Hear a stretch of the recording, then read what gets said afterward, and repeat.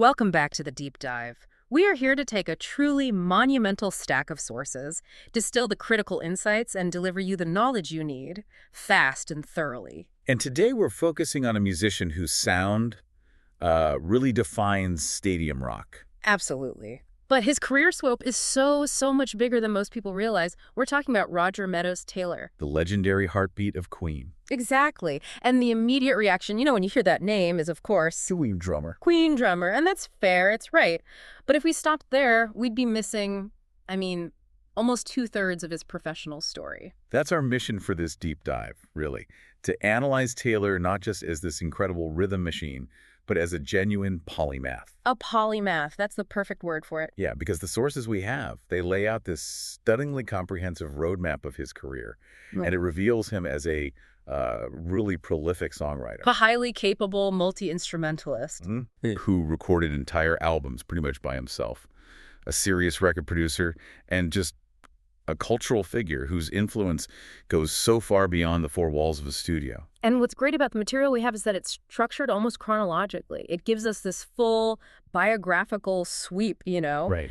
from his academic background, which is shockingly precise, to the musical lineage that shaped his sound. All the successful side projects. And some truly unique, almost mythological honors he's picked up along the way. We are going way beyond the rhythm section to find the writer, the producer, the entrepreneur. And the analytical mind that's underneath that whole rock star persona. Yeah, and we get an immediate, really powerful hook to set the stage for all of this analysis. We do.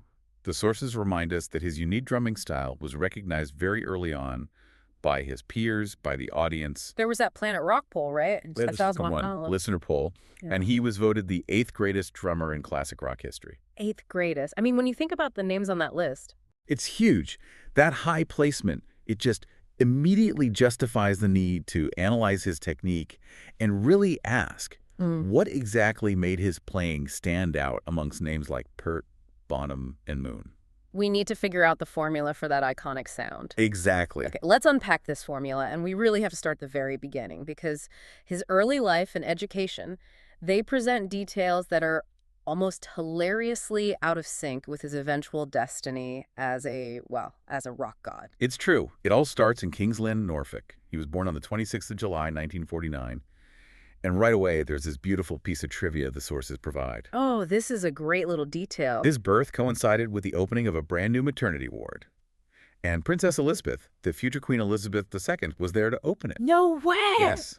And she was introduced to the new mothers, including Taylor's mother, Winifred. That is such a surreal, almost mythological detail. A direct physical link to royalty right there in the cradle. It's hard not to read some foreshadowing into that moment, isn't it? Especially considering the band name he would eventually choose. It's just perfect. It really is. So the family later moved to Truro in Cornwall, and this is where the musical journey truly begins. But maybe not where you might expect. Right, not with a drum kit. Not at all. At age 7, his first band was called the Bubbling Over Boys. The Bubbling Over Boys, fantastic. And he was playing the ukulele. Ukulele. See, that tells us his fundamental desire was just performance. It was about being in the music, not specifically percussion. Precisely. That need for expression meant he was constantly trying out different roles. By the time he's 15, he's already semi-professional. He joins a band called Johnny Quayle and the Reactions. Yep. And he originally learned guitar, but the shift to drums was it was crucial. The sources say he realized he had a more natural aptitude for percussion. So that's what moved him to the instrument that would eventually define his legacy. But the sources are really clear that he wasn't content just to, hit things loudly. He was meticulous. He taught himself the complex art of drum tuning. And he was chasing a very specific sound. A very specific sound. He wanted the great drum sounds from the early Who records. He was particularly inspired by Keith Moon. That pursuit of a specific sound quality, of really engineering the noise, that's the first major hint of that analytical mind we need to keep talking about. Absolutely. A self-taught drummer who is focused on the acoustics of his instrument is already thinking like a producer, not just a performer. He wasn't just copying a rhythm, he was chasing a tone. Exactly. And that analytical approach leads us to the biggest, most unexpected detour in his biography. The years he spent in higher education before Queen hit it big. In 1967, he moves to London to study dentistry at the London Hospital Medical College.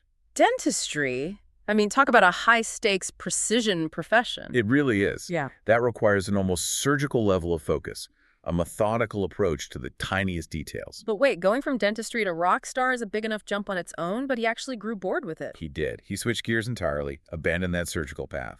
And ultimately earned a Bachelor of Science degree, a BSc, in biology from East London Polytechnic. That is an enormous pivot. So what's the connection there? Did he find the precision of dentistry too constraining, or did the systematic side of biology appeal more to his burgeoning musical engineering skills? Well, the sources don't give us a direct quote saying, "I use my biology notes to mix my snare drum." But the link for you, the listener, it's structural. It's not about the specific subject. Okay, so how does that work? He got a degree in a field biology that requires meticulous observation, rigorous systematic experimentation, and analytical interpretation of data. So this wasn't just a casual college stint. It gave him a framework for problem solving. A really rigorous one. Yeah. And if we apply that to music, you can see how that background manifests. It translates into a disciplined approach to sound engineering and composition. Right. I mean, Queen's music specifically is layered, it's complex, it's technically challenging. His science background gave him the methodological discipline to break down these complex musical ideas into manageable, precise components. Like constructing a rhythm track. Exactly. Understanding how frequencies interact, how to mic a drum kit for the maximum effect, how to achieve that huge Bonham-esque sound. That's all engineering. He wasn't just hitting things, he was applying methodical observation and systematic construction to rhythm. Just as he would have done designing an experiment in a lab. The precision required to tune drums like Keith Moon's, or later, to produce albums for other bands, that isn't accidental. It's an application of his analytical nature, honed by years of studying science. It makes perfect sense. He didn't just stumble into being a great producer, he was naturally wired for it. And his education just reinforced all of that. Okay, so let's move that analytical mind from the lab bench to the early formation of Queen. Right, so the immediate precursor to Queen was the band Smile, formed around 1968. And the way he met Brian May and Tim Staffel is such a classic story. It really is. A friend saw an advert for a drummer on a notice board at Imperial College. Simple as that. And Smile was the core setup. May on lead guitar, Staffel on vocals and bass, and Taylor providing that rhythmic foundation. The group lasted about 2 years and managed to produce 9 songs. And that relationship, that starting point, clearly meant a lot to Taylor. Oh, absolutely. The sources point out that deep loyalty came through years later, in 1992. Taylor, who was fronting his own side band, The Cross. He brings May and Staffel back on stage to play 2 of those old Smile songs, Earth and If I Were Carpenter. That's not just nostalgia, that's him honoring the entire foundation of his professional life. It speaks volumes about his character, his respect for where he came from. It does. But before Queen formally coalesced, we run into one of rock history's greatest what-if moments. This is a complete butterfly effect moment. The source material details that in 1970, Roger Taylor turned down the opportunity to become the drummer for Genesis. Can you imagine? His decision at that exact moment changed the history of 2 major bands at the same time. Precisely.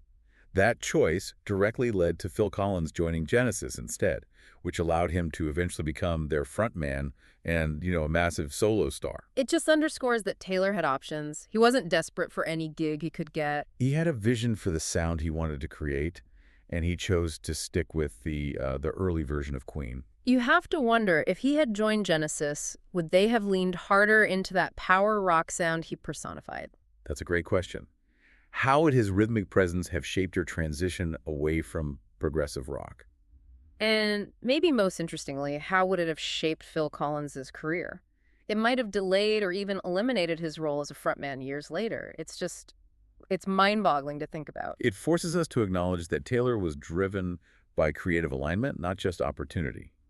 And that creative vision was already being forged. In their shared living space, right? Yeah. The sources detail that Taylor was already flat-sharing and working at a Kensington market stall with Freddie Mercury, who was then known as Farrokh Bulsara. They were in the thick of that struggling artist hustle together. And we get this very specific, very reflective narrative moment from the sources.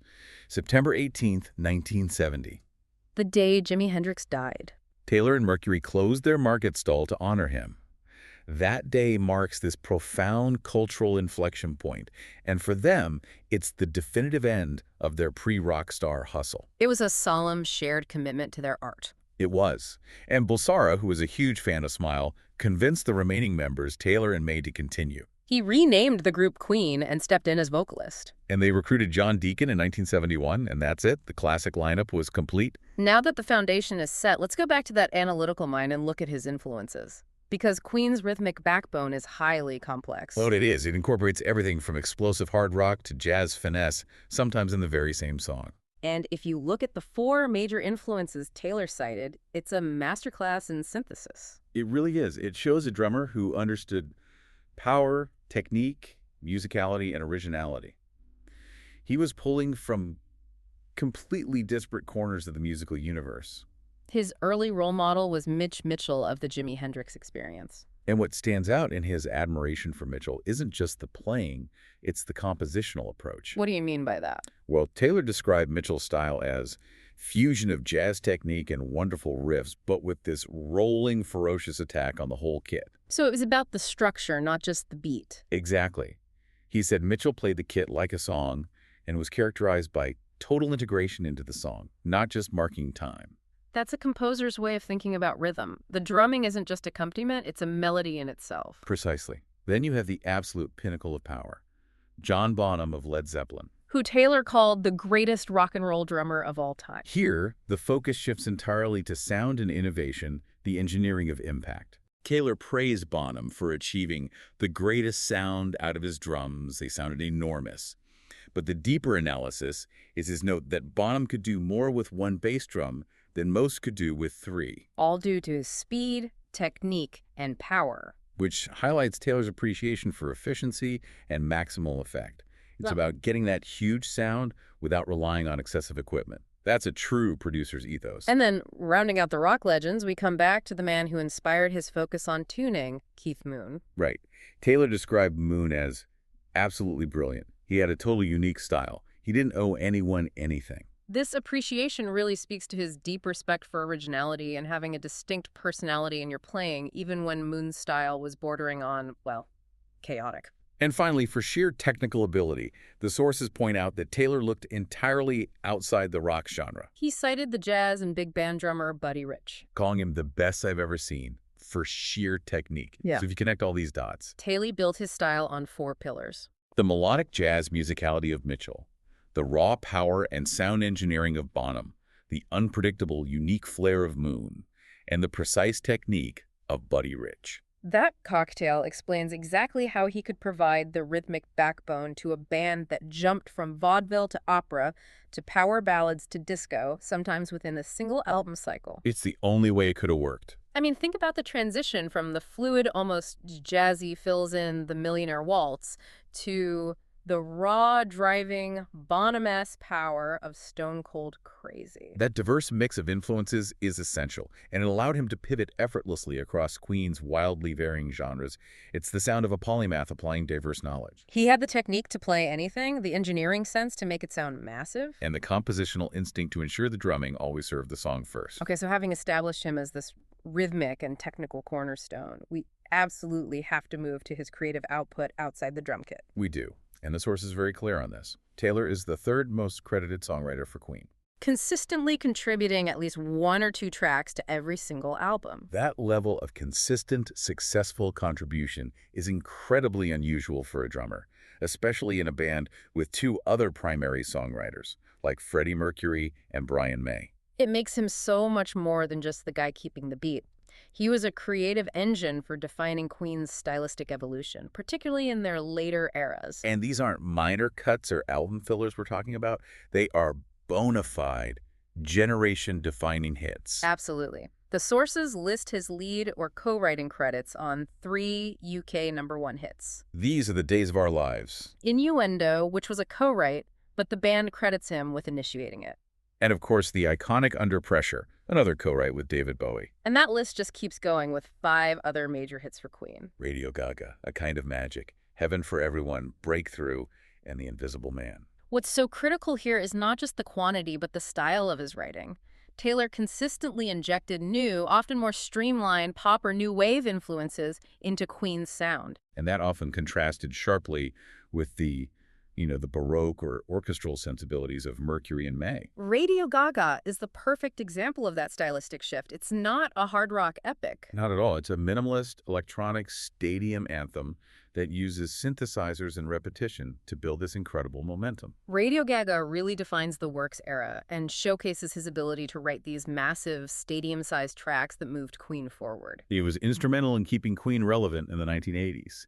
He embraced new wave and electronic sounds, and that ensured the band didn't become a dinosaur. And central to all of these compositions is his voice. We hear him providing that necessary high end in Queen's famously complex backing harmonies. But the sources specify that Taylor employs a distinctive falsetto vocal range, which is often prominently featured on his own compositions, both for Queen and in his solo work. That falsetto was absolutely essential to the Queen sound. Oh, completely. Along with Freddie Mercury's powerful lead and Brian May's lower, often more nasal harmonies, Taylor's high register completed that complex, almost operatic vocal layering that made Queen instantly recognizable. He was the sonic glue holding the highest harmonies together. And beyond his immediate band duties, we also see that highly analytical side of his personality showing up in his production work for other people. He wasn't just performing the music, he was shaping the final sonic product for other artists. This confirms that analysis we made earlier about his science background translating into systematic audio construction. The sources confirm he produced albums for the rock band Magnum. Their 1986 album Vigilante, specifically. And also albums for Virginia Woolf and Jimmy Nail. Why would a band like Magnum seek out Queen's drummer as a producer in the mid-'80s? What was he bringing to the table? Well, because that specific era required a shift in sound. Bands needed to move from a looser 70s rock aesthetic to a very tightly controlled, slick, polished 80s stadium sound. Huge drums, precision instrumentation. Exactly. So who better to provide that technical roadmap than someone who was trained in systematic analysis and was actively engineering massive, stadium-sized hits like Radio Gaga? It proves his technical ability was sought out well beyond the context of Queen. And to be a successful producer, you need that analytical precision to manage all the different sonic elements, dictating the final frequency balance and the structural tightness of an album. So we have the technique, the hits, the voice, and the external production credit. But the sheer volume of his creative ambition meant that even Queen at its height wasn't enough to contain him. Not even close. After Queen finished the Magic Tour in 1986, he needed another outlet. And that brings us to his parallel career. And this parallel career is the most definitive evidence of Roger Taylor being a true polymath. Because he actively sought out roles that completely overturned his established identity as a world-class drummer. He started a side project called The Cross, which existed from 1987 to 1993. And this is the critical distinction. While he remained Queen's drummer, he fronted The Cross. As the rhythm guitarist and significantly the lead vocalist, he purposely stepped out from behind that massive drum kit to take center stage. He became the primary expressive voice. That move is it's enormously significant, both creatively and psychologically. It gave him an uncompromised platform for his own songwriting and vocal expression without having to navigate the internal dynamics of Mercury and May. The Cross released 3 albums. Shove It in '88, Mad, Bad, and Dangerous to Know in 1990, and Blue Rock in 1991. And the sources note a really rapid stylistic evolution, too. They do. The debut incorporated prominent dance and electronic influences, which they then subsequently dropped as the band found its heavier rock footing. It shows an artist actively using the side project as a kind of lab for experimentation, discarding what didn't work. And at the same time, he maintained a highly productive solo career. 6 studio albums and 1 solo live album, Outsider Tour Live, from 2022. That is an enormous amount of work to produce, while also touring the world with Queen and managing a side band. We should focus on his first solo album, Fun and Scase, from 1981, because it's the perfect illustration of his analytical, multi-instrumentalist capability. This is the one where he did everything, right? The sources confirm Taylor performed all the vocals and played all the instruments himself, aside from about half of the keyboards, which were provided by engineer David Richards. Talk about absolute creative control. Building an entire album from the ground up, instrument by instrument, tracking all the vocals, engineering the sonic space himself, that requires that surgical level of focus we talked about earlier. It's the ultimate application of the analytical mind in the studio, to plan, sequence, perform, and oversee every single layer of that music without the support of 3 other band members is an incredible engineering feat. And he even managed to promote it, appearing on Top of the Pops for the single Future Management. His next album, Strange Frontier in 1984, showed his willingness to engage with other songwriters' works. He included covers of Bruce Springsteen's Racing in the Street and Bob Dylan's Masters of War. But what I find fascinating is the Queen family involvement here. Even with his solo venture, the bonds were still strong. Right. Freddie Mercury provided backing vocals on Killing Time. Brian May made a guest appearance, and John Deacon even remixed the B-side. It shows that even when he sought total independence, the core musical ecosystem of Queen was still supportive of his autonomous pursuits. And then we jump forward to Happiness Yeah. in 1994, which came out after Freddie's death. This album is noteworthy for a very unique dedication. What does it say? The sources specify the dedication. Dedicated to the Tasmanian tiger Thylacinus cynocephalus, but most especially for Freddie. Wow. That is such a rich detail. It really is. Thylacinus cynocephalus is the scientific name for the Tasmanian tiger, a beautiful marsupial that was declared extinct decades ago. So by dedicating the album to both the animal and to Freddie, Taylor's connecting the concept of loss, preservation, remembrance. Both in nature and in human relationships, it shows this deep, reflective engagement with environmentalism and mortality, linking directly to the tribute for Mercury. And that album also showcased his solo commercial viability. It produced his first UK hit single. The politically charged Nazis, 1994, followed by Happiness and the collaborative track Foreign Sand. And the success of Foreign Sand, which was a joint effort with Yoshiki, the drummer and pianist from the Japanese rock band X-Japan. That speaks volumes about his individual international stature. His creative reach extended across genres and cultures, totally independent of the massive Queen brand. And fitting for someone with such an analytical and forward-thinking mind, he embraced digital innovation very early on. He did. In 1998, to promote his 4th album, Electric Fire, he performed one of the first ever internet gigs. An innovative venture that actually earned him a mention in the Guinness Book of World Records. This is crucial. He wasn't just resting on his past glories with Queen. He was actively experimenting with new distribution and performance platforms, always looking for that next technological edge. And the sheer weight of this entire parallel career is collected in one place. The Lot from 2013, which compiled all of his non-Queen work. That compilation is, in itself, a piece of evidence for the polymath thesis. His work was so voluminous, so stylistically distinct from Queen, that it needed its own comprehensive box set to define his legacy as a separate, autonomous artist. And he remains culturally current. His most recent studio album, Outsider from 2021, debuted successfully at number 3 on the UK Albums Chart. And that ties right into the global events of that time. The single Isolation, which he released in 2020 in response to the COVID-19 pandemic. It topped the UK iTunes Rock Chart, showing his immediate responsiveness to cultural moments and his ability to connect with audiences through highly relevant current material. He's not just a legacy act, he's an active commentator. Okay, so now we need to synthesize the astonishing breadth of his collaborations listed in the sources. And the list is just a roadmap of modern rock history. It confirms his status as a highly respected, in-demand musician across all sorts of genres. He's collaborated with absolute legends: Eric Clapton, Roger Waters, Robert Plant, Phil Collins, Elton John, Gary Newman. The range is incredible, from hard rock virtuosos to new wave pioneers. It demonstrates not just respect for his drumming, but for his compositional skills and his ability to adapt. And the collaborations continued into the modern era, bringing in younger artists and international acts. Beyond that Yoshiki collaboration, he worked with the Welsh rock artist Jace Lewis, providing drums for the track Wrath.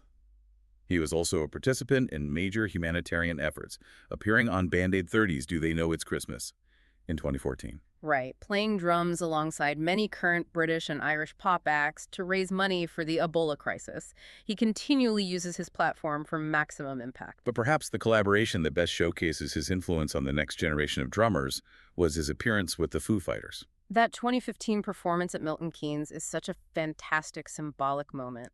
Taylor and Led Zeppelin's John Paul Jones joined Foo Fighters on stage to perform a cover of Under Pressure. It's an explicit acknowledgement from Dave Grohl, himself a legendary drummer, of the foundational importance of Taylor's work. It really is. It's a passing of the torch and a demonstration of mutual respect among drumming giants across multiple generations. And he also embraced some unique collaborations outside the standard rock sphere. The sources mention his 2019 song, That's Football. Right, released with the Czech Arsenal goalkeeper Petr, Who wrote the song for his own retiring football career. It just shows the extent of his cultural reach. Music as a universal language connecting even elite athletes and rock stars. He's clearly open to anything that piques his analytical and creative interest. And of course, the enduring legacy of Queen itself continues. The sources confirm his involvement in Queen plus Paul Rodgers. And the ongoing, massively successful work with Queen plus Adam Lambert.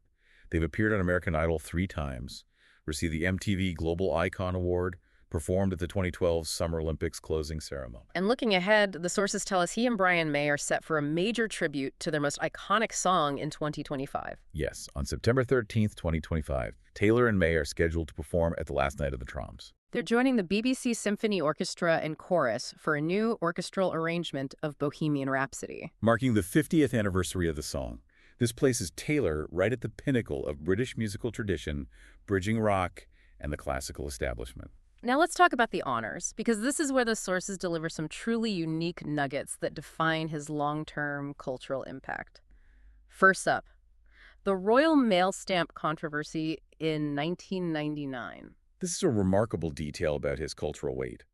Taylor became only the second living person, other than members of the British royal family and Sir Francis Chichester in 1967, to appear on a British stamp. And he was featured behind Freddie Mercury in the Great Britain's issue. So why was it considered controversial? Because there was this long-standing unwritten rule that the only living people allowed to appear on British stamps were members of the royal family. So by featuring Taylor, even incidentally behind Mercury, the Royal Mail essentially broke a decades-old tradition. They did. They acknowledged that Queen's cultural importance was so monumental that it superseded these protocols. It's a literal recognition of national treasure status. That's a wonderful example of how music can bend official rules. Moving to a more formal, recent honor, his appointment as an Officer of the Order of the British Empire, the OBE. In the 2020 New Year, honors for services to music and the investiture ceremony in March 2022 provided one of the most poignant moments in recent music history. What happened? Taylor dedicated his OBE to the recently deceased Foo Fighters drummer, Taylor Hawkins. And the sources provide this beautiful intergenerational reason for that dedication. Hawkins had been a crucial mentor to Taylor's own son, Rufus Taylor, who was the drummer for The Darkness. Wow. It's a powerful connection between musical generations, honoring a peer who had influenced his own family's continuing legacy in music. It's respect, formalized. But if we needed any more evidence of his unique polymathic influence, we have the Scientific Tribune. Ah, yes, that BSc in biology we discussed earlier. It came full circle in 2013 when a newly discovered species of damselfly from Brazil was named Heterogrion rogertaylori. A damselfly named after Roger Taylor. So was this a tribute to his multifaceted talent? It was, absolutely. Yeah. The specific reason, cited by the scientists who named it, wasn't his degree, but in honor of his powerful sound, wonderful lyrics, and raspy voice. That is a perfect, holistic encapsulation of his diverse talents, rhythm, lyrics, and vocals, all recognized by entomologists studying Brazilian fauna. It's the ultimate recognition of the fusion of the methodical and the maniacal. That is truly next-level recognition. Finally, to show he's still innovating, the sources bring us right up to 2023 with his latest entrepreneurial venture. Taylor, along with his wife Serena, Adam Lambert, and others, opened a bar in West Hollywood called The Wild in November 2023. It just shows an ongoing commitment to new ventures and collaborations that extend beyond the stage, maintaining his relevant presence in the cultural and business sphere. Absolutely. This deep dive has covered an incredible amount of ground. We started with the surprising fact that Roger Taylor was almost a dentist, traced his path through the academic rigor of a science degree, and saw how he became Queen's meticulous, powerful, rhythmic core. And one of the band's top songwriters. He then stepped out to become a critically acclaimed solo frontman with his own band, The Cross. And continues to collaborate and innovate, earning a stamp, a damselfly, and an OBE along the way. The source material clearly shows that Taylor's career wasn't just about playing the drums for Queen. It was defined by a constant, restless pursuit of creative control and diverse expression. And that manifests through his meticulous production work, his substantial songwriting that defined Queen's 80s sound, his multi-instrumentation on his solo albums, and his deliberate decision to front his own band. This reflects a deep, sustained creative drive far greater than that of a typical band drummer. The journey from studying biology and the systematic methods of science to becoming a drumming pioneer who synthesized every style imaginable is really the central narrative here. And this raises an important question for you, the listener, to mull over. We analyze his complex set of inspirations. The jazz fluidity of Mitch Mitchell, the colossal sound engineering of John Bonham, the unpredictable originality of Keith Moon, and the sheer technique of Buddy Rich. So, given these raw, often conflicting ingredients, How did Taylor's unexpected academic background, balancing the objective precision of a science degree with the raw subjective power of his drumming heroes, allow him to become such a uniquely successful synthesizer of disparate musical styles in Queen? blending hard rock, electronic pop, and the orchestral, often within the same album, with such seamless authority. It's the fusion of the methodical mind and the musical maniac. Something to think about the next time you hear that enormous Bonham-esque snare hit, followed by a perfect high falsetto harmony. Thanks for joining us for the deep dive. We'll see you next time.